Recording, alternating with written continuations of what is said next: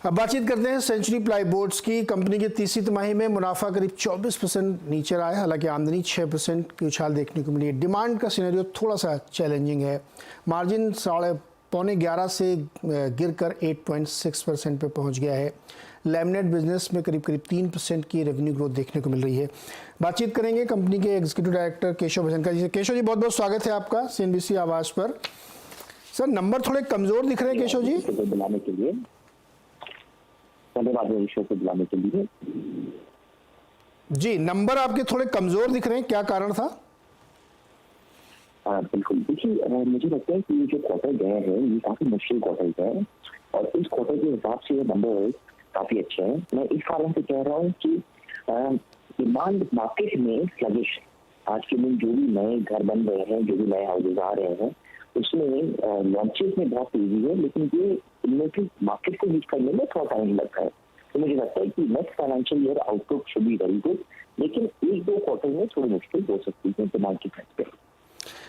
तो ये तो गया डिमांड सिनेरियो। एक चीज़ में बताइए सर कि जो नए घर आ रहे हैं, आप कह रहे हैं कि उसमें डिले है, लेकिन आपका जो टोटल कंट्रीब्यूशन होता है उसमें पुराने घरों में तो लोग रिन्यू कराते हैं उनको, वो कंट्रीब्यूशन भी कम हो रहा है क्या? नहीं, देखिए हमारे बिजनेस में मैक्सिमम अमाउंट जो नया डिमांड का आता है वो नए कंस्ट्रक्शन पे ही आता है। तो मुझे लगता है कि ये जो नया डिमांड की हम बात कर रहे हैं उसमें स्लगिशनेस है, ये रिफर्बिशमेंट है उसमें मैं ऐसा नहीं कहूँगी कि स्लगिशनेस है, लेकिन ओवरऑल जहाँ 70% नए डिमांड पे आता है वहाँ एक डेफिनेट प्रभाव तो पड़ता ही है। नहीं, मुझे ये समझ आ रहा है कि रियल एस्टेट की डिमांड तो बहुत तेज़ है, बहुत मकान वगैरह बिक रहे हैं, नंबर जो आते हैं मंथली रजिस्ट्रेशन वही बहुत है, फिर क्यों स्लगिशनेस, ये लैग कहाँ पे आ रहा है? आप बिल्कुल सही हैं और इसमें बस एक ही डिविएशन होता है, क्या कि देखिए हम उस समय हमारे प्रोडक्ट उस समय यूज नहीं होते जो मकान बन रहा होता है, हमारे प्रोडक्ट तब यूज होते हैं जब वो हाउस से होम बनते हैं।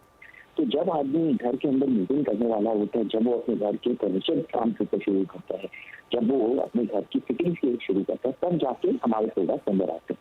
तो मुझे लगता है कि ये टाइम लैग इसी कारण से दिख रहा है, लेकिन क्योंकि रजिस्ट्रेशन जैसा कह रहे हैं ऑल टाइम हाई पे है और इसका ट्रेंड आगे भी जाके अच्छा दिख रहा है, तो मुझे लगता है कि 1 या 2 क्वार्टर की लैग के बाद हमें बहुत बढ़िया डिमांड देखने को मिलेगा। और मार्जिन क्यों श्रिंक हुए? मार्जिन श्रिंक होने का 2 कारण है। पहला तो मैं प्लाईवुड पे आता हूँ। प्लाईवुड में हमारे one time advertisement expenses higher रहते। इस क्वार्टर में हमारे रॉयल का इवेंट था जो हमारा हर 2 साल में एक बार इवेंट होता है, उसके कारण से मार्जिन थोड़ी है।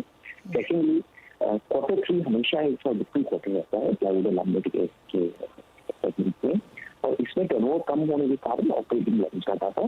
क्वार्टर 4 में हम लोग गाइडेंस से रहते वापस आ जाएंगे। MDF और पार्टिकल बोर्ड में प्रेशर आया है क्योंकि रॉ मटेरियल प्राइसेस बहुत बढ़ गए हैं, लेकिन इम्पोर्ट के प्रभाव की वजह से हम अपने प्राइस इंक्रीज नहीं दे पा रहे हैं।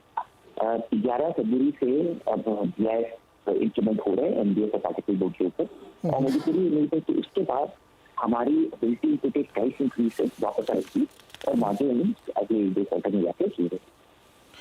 ओके, अगले 2 क्वार्टर। तो आप ये कह रहे हैं कि नया वित्त वर्ष जो आएगा वहाँ से डिमांड भी पिकअप करेगी और मार्जिन भी इम्प्रूव होंगे? ओके, अच्छा, जो आंध्रा में नई आपकी यूनिट लगी थी, ग्रीनफील्ड आपने, उसका क्या स्टेटस अपडेट और किस तरह कामकाज वहाँ पे? आंध्रा में हमारी लैमिनेट के दोनों जो हॉट प्रेसेस है वो कनेक्शन हो चुके हैं, तो लैमिनेट यूनिट ऑपरेशनल है और इसका बेनिफिट हमें मिलेगा। MDF यूनिट की कमीशनिंग अगले महीने एक्सपेक्टेड है और हम ऑन ट्रैक है, तो ये दोनों का बेनिफिट हमें प्रेडोमिनेटली अगले साल में जाके मिलना चाहिए। ओके, केशव जी, एक चीज़ बताइए कि आपका लैमिनेट्स का तो बहुत बढ़िया वॉल्यूम भी दिख रहा है, वैल्यू भी ग्रोथ दिख रही है, कोई खास वजह इसकी? क्योंकि ये तो एक पूरे चेन का एक हिस्सा है।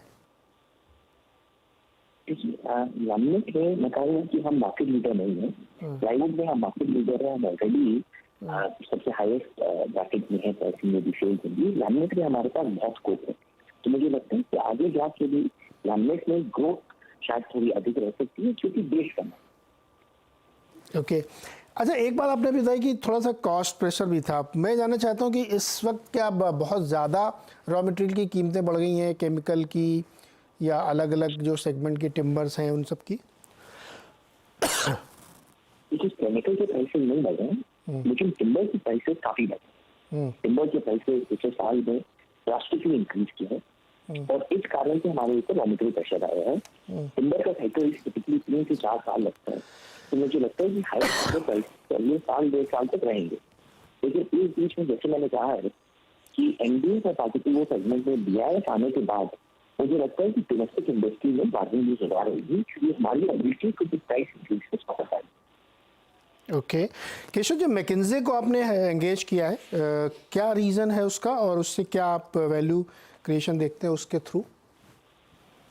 देखिए मैकिन्जे को हमने हायर किया है तो focus on premium product in plywood segment, उसका सेल हम कैसे बढ़ा सकते हैं, उसका परसेंटेज सेल हम और इम्प्रूव कैसे कर सकते हैं। और मुझे लगता है कि काफी बढ़िया काम किया उन्होंने, इसका बेनिफिट हमें होपफुली अगले साल मिलेगा।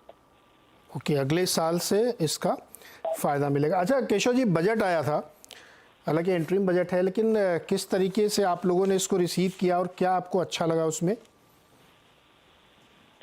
देखिए मुझे लगता है कि काफी अच्छा और बैलेंस बजट था। इसमें सबसे पहले आप देखेंगे कि इंफ्रास्ट्रक्चर के ऊपर जो इन्वेस्टमेंट है वो उन्होंने कायम रखा है। 11 लाख करोड़ की उन्होंने टोटल एक्सपेंडिचर इंफ्रास्ट्रक्चर के डिपोजिशन से है, तो ये लॉन्ग टर्म विजन दिखाता है, लॉन्ग टर्म थॉट प्रोसेस दिखाता है। और मुझे लगता है कि इसका बेनिफिट सारे सेक्टर को मिलेगा, हमें तो बिकॉज हम रियल एस्टेट से रिलेटेड है, डेफिनेटली मिलना चाहिए। दूसरा, जो प्रधानमंत्री आवास योजना के कारण उन्हें 2 करोड़ एडिशनल घर बनाने का डिसीजन दिया है, इसका भी बेनिफिट कि अफोर्डेबल हाउसिंग में डेफिनेटली एक्सपर्ट आएगा और उससे हमें भी बेनिफिट मिलेगा। तो मुझे ओवरऑल लगता है कि बढ़िया बजट था और आगे जाके ये हमारे लिए काफी अच्छा प्रूव होगा। ये आपने कहा पीएम हाउसिंग, इसमें भी आप लोगों को फायदा होता है क्या पीएम हाउसिंग वाले स्कीम से? बिल्कुल, देखिए जो लोएस्ट एंड है वहाँ पे पार्टिकल बोर्ड और एनडीए से बना हुआ फर्नीचर जाता है।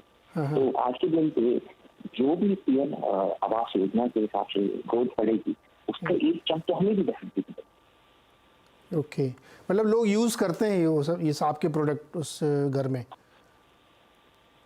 देखिए दरवाजे तो कोई भी घर बनते हैं तो उसमें लगेंगे, तो अब नहीं वो तो बात सही है, लेकिन प्लाई और एमडीएफ के भी यूज़ करते हैं, ये इंटरेस्टिंग है, नो डाउट। अच्छा एक बात और कही थी, हालांकि उसका बहुत खुलासा डिटेल हम लोगों के पास भी नहीं था, मिडिल क्लास हाउसिंग के लिए वो कुछ लाने वाले हैं।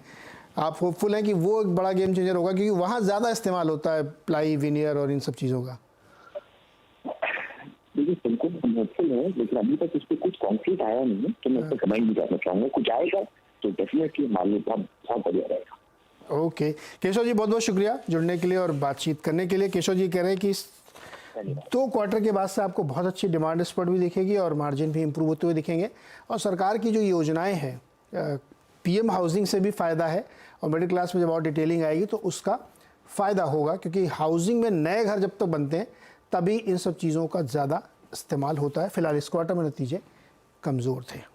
एक छोटा सा ब्रेक लेंगे यहाँ पे, ब्रेक से लौट के आएंगे तो मार्केट अपडेट।